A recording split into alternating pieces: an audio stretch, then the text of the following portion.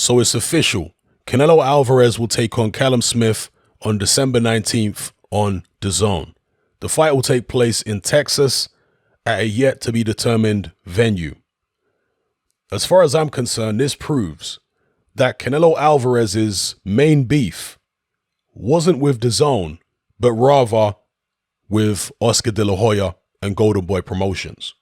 Because no sooner has he gotten out of those contracts with Dazn and Golden Boy, he's immediately working with Dazn again. But he's not working with Golden Boy and De La Hoya, is he? As far as I'm aware, he's working with Dazn now on a fight-by-fight basis.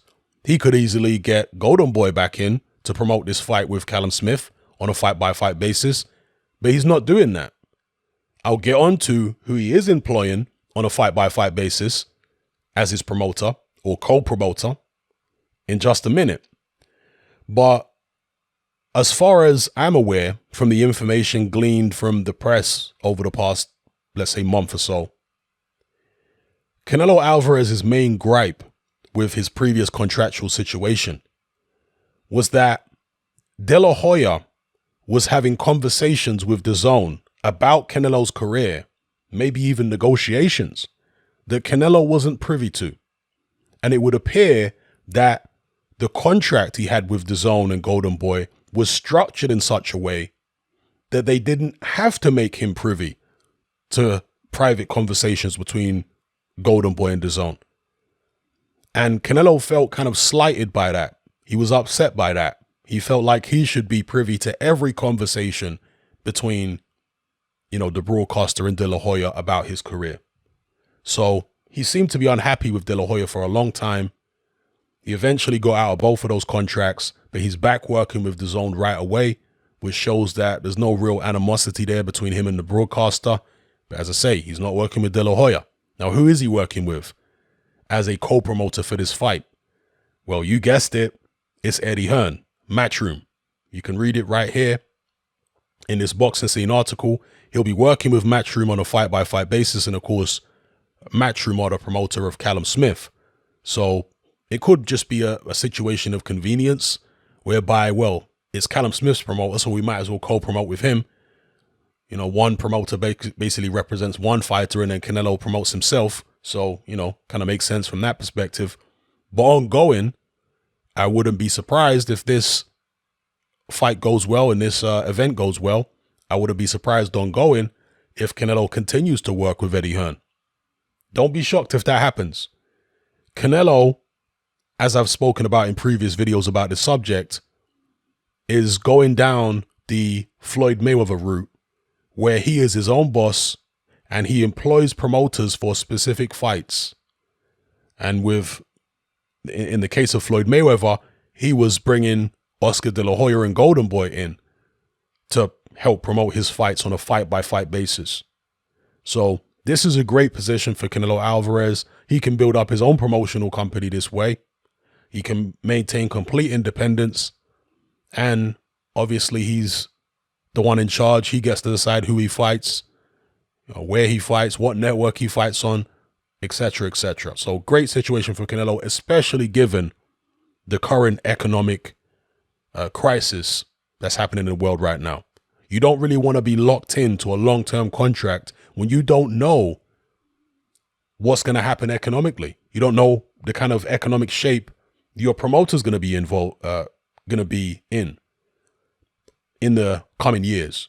This is why I was so, obviously this is before the economic crisis hit, but even still, this is why I was so disappointed and kind of concerned to see Daniel Dubois signing a 5-year contract with Frank Warren, a 5-year extension. I mean, even before this economic crisis in 2020, you don't want to do that. Frank Warren's company has been in dire straits financially for a long time. And you're signing a 5-year contract extension with that guy? No, I wouldn't advise signing a 5-year contract with anybody. Not with Frank Warren, not with Eddie Hearn, Bob Arum, anybody. A 5-year deal? No. I mean, if it's the contract you're turning pro with and you're 20 years old, 18 years old or whatever, and you're turning pro with a 5-year deal, I still wouldn't advise it then. but it's not as bad as signing a 5-year extension, which is what Daniel Dubois did. So anyway, that's maybe a subject for another video. The main subject to this video is Canelo Alvarez versus Callum Smith, December 19th. Canelo is going to be a massive favorite, as you would expect.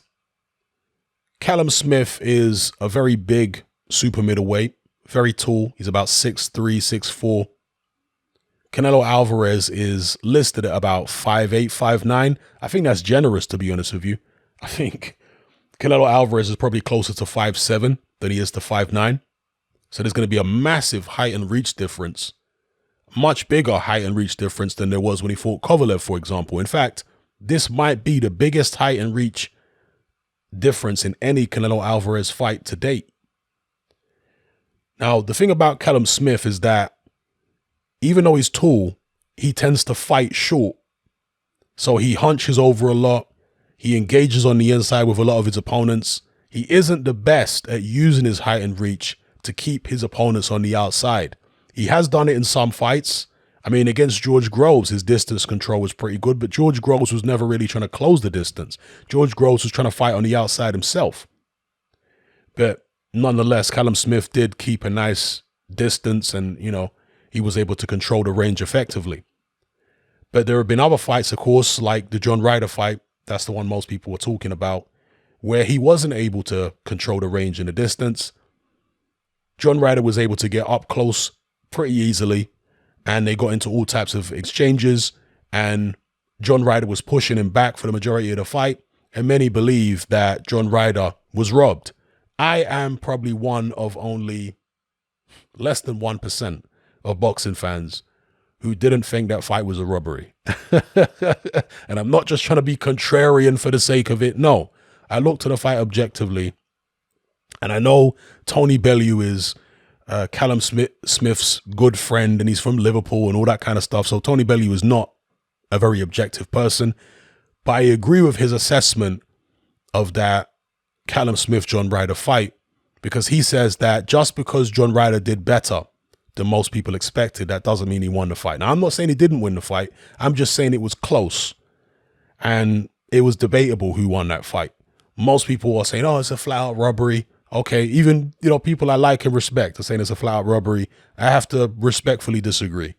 I think that fight was genuinely close. If you watch it with the sound off, you watch who's landing what, you'll see actually, yeah, John Ryder's coming forward and he's the aggressor, but he's not that effective a lot of the time. Anyway, what bearing is all that going to have on Callum Smith's chances against Canelo Alvarez? Well, the fact that he struggles to maintain distance is obviously not a good look, is it? Because Canelo Alvarez is one of the best combination punchers in the game. He's a fantastic counter puncher, and he's going to have a very big target in front of him in Callum Smith. It's going to be hard for Canelo Alvarez to miss. We know that Canelo has fantastic head movement. I mean, you just got to look at the Danny Jacobs fight.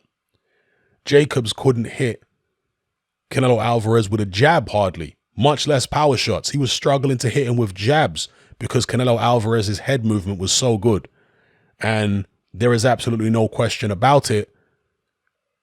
Danny Jacobs has much faster hands than Callum Smith. Much faster hands. He's more athletic. He's quicker. If he was struggling to land on Canelo Alvarez, I can only imagine that Callum Smith is going to struggle to land on Canelo Alvarez. I think for Smith, his best bet is to try and keep things on the outside and stay away from Canelo and actually be as negative as possible. Now, that's not going to go down well with the judges, but what's going to go down even less well is if he's in the pocket with Canelo and Canelo's hitting him with free shots, free power shots for every one that Smith is landing. And he probably won't even land one. He might land a grazing blow out of every free that, you know, for every free that Canelo lands. He might land one grazing shot, which is partially blocked. So that's going to be even worse. I think the best bet for him, try to keep it as long as possible on the outside, be as negative as he possibly can, and hope that the crowd see it in his favor. The crowd, it's going to be a very pro-Canelo crowd, but I'm talking about around the world, people watching. If he can make Canelo miss, you know, in a similar way to Erislandy Lara. Erislandy Lara was incredibly negative against Canelo Alvarez. He just ran around the ring. He didn't want to engage. And that was enough for a lot of people to say that Canelo actually lost the fight. There are still people to this day who say, oh, Canelo got a gift decision in that fight. Lara got robbed. I didn't like Lara's performance at all. I criticized it heavily at the time. But it was enough to convince a lot of the fans. And it was enough to, you know, didn't one judge, or at least one of the judges had it close. I can't remember now. I think that's Callum Smith's best bet. If he starts exchanging and doing the usual stuff that Callum Smith does in many of his fights, yeah, we know Callum Smith is strong and he can punch, but Canelo's been up to light heavyweight now, and he's sparring with heavyweights in the gym. It doesn't look good because I don't discount the possibility that Callum Johnson has the power to hurt Canelo. I'm not discounting that possibility at all. But I'm also sure that Canelo has the power to hurt him. I'm sure he does. And Canelo is the more skillful fighter. He's got the much better head movement, much better defense. He's got faster hands. Callum Smith is not a bad combination puncher, but Canelo's a better combination puncher. And one of the things I've always liked about Canelo is his punch quality. He when he lands very accurately and very flush with his punches. You know, Canelo doesn't land scuffing shots. He lands shots that hit on the knuckle. So his punch quality is very, very good. And he doesn't like to waste a lot of shots. This is why he's been 12 rounds many times. Even though he doesn't have the greatest output, Canelo Alvarez, and his stamina has been questioned in the past, he knows how to pace himself over 12 rounds. And he can stop people even late in fights, as we saw against Sergey Kovalev. So, look, it's a good fight for Canelo because at the end of the day, this is a world title fight against the world champion at 168 pounds. So you can't complain about it. Who else would he fight at 168? Caleb Plant? You know, Billy Joe Saunders? So this is as on paper, as credible fight as any at 168. Now, I've been asked which fight would I like to see Canelo in next, ideally? And my answer to that would be the Charlo fight. If I could choose any fight next for Canelo, I'd like to see him fight Jamal Charlo. Now, there are more awkward fights out there for Canelo. I think the Demetrius Andrade fight is more awkward for Canelo than Charlo. I think Billy Joe Saunders on his day is potentially more awkward for Canelo. But in terms of entertainment, I think the Charlo fight would give us the best bang for our buck. Canelo versus Jamal Charlo. But either way, I'll take the Callum Smith fight for now. It's last minute. They've scrambled this fight together. December 19th in Texas on Dazn. Looking forward to it because we have had several fights. Hopefully this fight don't get cancelled and whatever, because we have had a lot of fights cancelled because of a nonsensical reason that I won't go into. Hopefully this fight goes ahead and there's no hiccups. And I have to assume most people are going to pick Canelo Alvarez. I'll be picking Canelo Alvarez. Let me know who you're picking in the comments below. I'm out. If you'd like to access all my boxing content advert-free and enjoy the convenience of listening via a podcast app with the option to download in high-quality MP3, then consider joining me on Patreon. In addition to the aforementioned perks, you'll also gain access to exclusive weekly live stream Q&A sessions and hangouts, as well as uncensored, no-holds-barred uploads which are too blue for YouTube. This includes my popular Confessions of a Nightclub Bouncer series. Just head on over to my Patreon page and select the tier called Hatman Boxing Extra. There's no contract, there's no commitment, it's only £2.50 a month, and you can cancel at any time.